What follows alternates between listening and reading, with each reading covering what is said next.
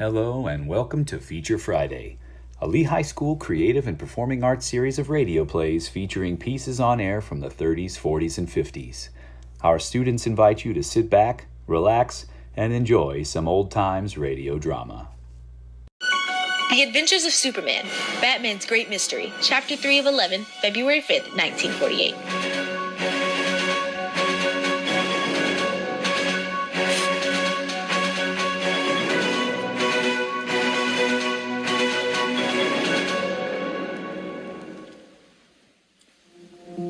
Just 12 days ago, the famous Batman wakened Robin, his young companion, from sleep and told him, "I'm going away, Robin. I can't tell you where or why. I hope to be back within a week. But if not, well, you may never see me again."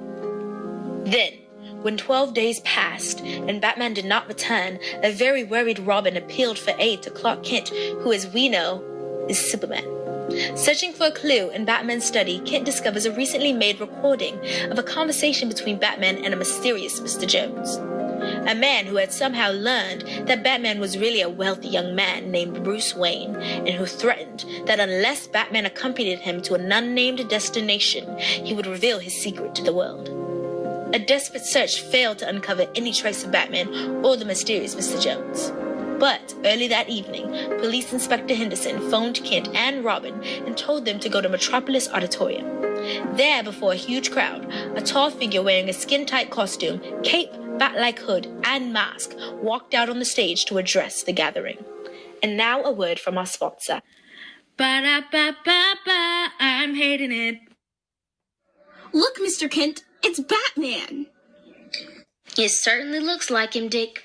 It is him, or else I'm dreaming. You're not dreaming, son. But how could he be here, safe and sound, while letting us think that he might be dead? I don't know. Oh, there's something screwy going on. Must be. Can't imagine Batman addressing a selfish, bigoted crowd like this. Ladies and gentlemen. He's starting his speech. Listen. It's a great pleasure and privilege to address this splendid organization. That's Batman, all right. I am wholeheartedly in sympathy with your views, and I am convinced that the future of our great country rests in your hands, and in the hands of those others all over the United States who think the way you do. Did you hear that, Mr. Kent? He's with this mob. Yes, I can't believe it, Dick. Why? If Batman told me once, he told me 100 times that this bunch were selfish bigots. He said that they were a menace to our country. They are. I can't understand this. I think... Wait, Dick, let's hear this. In this country, want us to send our hard-earned food, clothing, seed, and agricultural equipment to the nations of Europe? Share what we have with the unfortunate, they say. Well, I say don't do anything of the kind. Let others take care of themselves. Holy smokes! Mr. Kent, I must be dreaming. No, you're not dreaming, Dick. Batman always said the only decent and humane thing to do was to help the starving people in Europe. I know. He went to Washington with me a few months ago to say the same thing. I can't understand why. Wait, listen. Why should we give our bread and cotton and steel machinery to somebody else? I ask you, why? If the Europeans want the necessities and luxuries of life, let them make them themselves.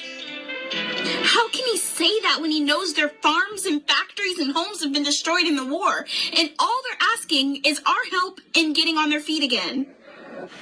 I think I'm beginning to see what's behind this, Dick. Yeah? What? Tell you later. Listen. Finally, we have our own troubles to worry about, so let's not talk about Europe's too. They got into a mess without our help.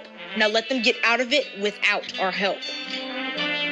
Jeepers! My ears must be playing tricks on me, Mr. Kent. I can't believe Batman would ever say such rotten, selfish things. Neither can I. The less we have to do with the foreigners, the better. So let them stew in their own juice. And now in closing, ladies and gentlemen, let me urge you again to refuse to aid Europe. We work hard for what we have, so let's not give it away to a lot of foreigners. I thank you.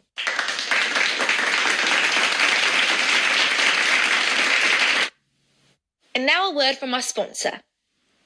Blue Robin's ear. Do-do-do-do. Batman spoke like a selfish bigot and rabble-rouser, Mr. Kent. Like one of the worst kind, Dick. The meeting's over. Come on. I can't believe it. He just the same as said, let those poor people over there starve. That's what he said. But I've known Batman for years, and I know he hates narrow bigots and despots like this un-American as much as you and I, and all decent Americans hate them. Then why did he say all those awful things? My hunch is he was forced to do this. Forced? Uh-huh. What makes you think so? Remember that recording we found in Batman's study? Oh, you mean that fellow Jones, Yes, look. Batman just went into a dressing room. Here's our chance to find out. Come on. There he is, Dick. Batman! Hey, Batman! Oh, hello, Dick. How are you, Kent? All right, Batman, but... Where have you been? Why didn't you tell me I might never see you again? Why haven't I... Whoa, wait a minute, Dick. It's a long story, and I can't go into it now because I've got another speaking engagement in Willow Falls. But gee whiz. Look, Batman, we three are alone now, so you can drop the pose and talk straight. We heard your speech tonight, and now we want to know. Oh, you did, eh? How'd you like it? Thought it smelled. Really? I thought it was quite good. Oh, cut that out, Batman. We know why you made that filthy un-American speech tonight. You see, we found that recording.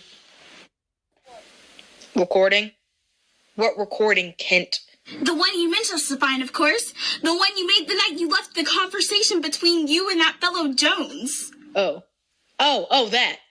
We heard him say he knew you were Bruce Wayne, and if you didn't go away with him, he'd tell the whole world. That's why you made that speech tonight, wasn't it, Batman? Because Jones threatened to tell everyone you were Bruce Wayne if you didn't go along with him. Isn't that right?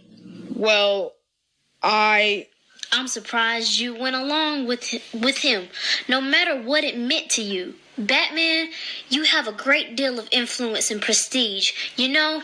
And a lot of people will believe your lies just because you say them. That's right.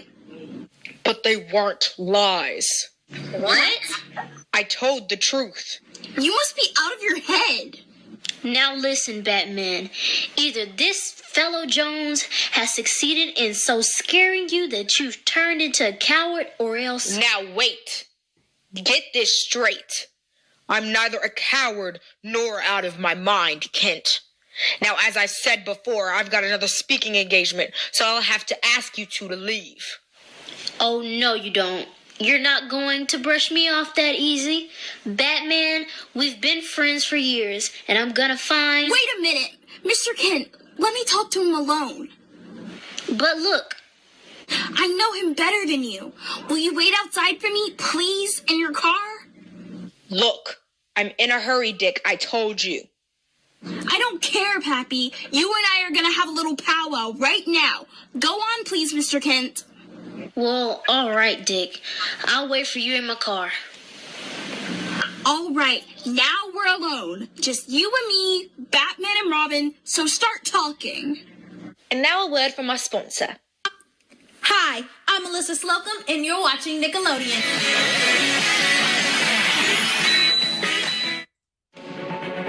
Alone in a dressing room in the Metropolis Auditorium, Dick Grayson, who is really Robin, appeals to his tall, costume companion. We've never had any secrets from each other, Batman, so come on, tell me about this trouble you're in.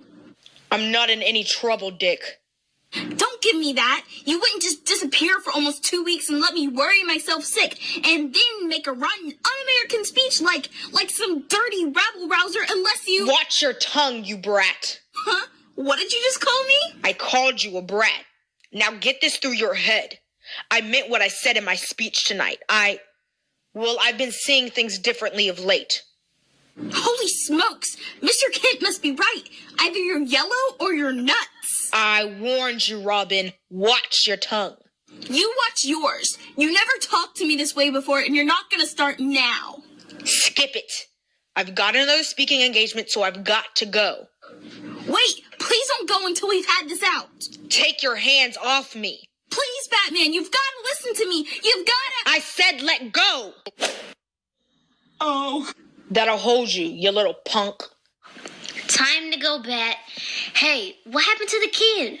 He got tough and I had to take a poke at him, that's all. Let's go, Jerry. Say, he looks as if he's hurt pretty bad. His head's cut. So what? He banged it against the radiator when he went down. He'll be okay. Come on, let's go.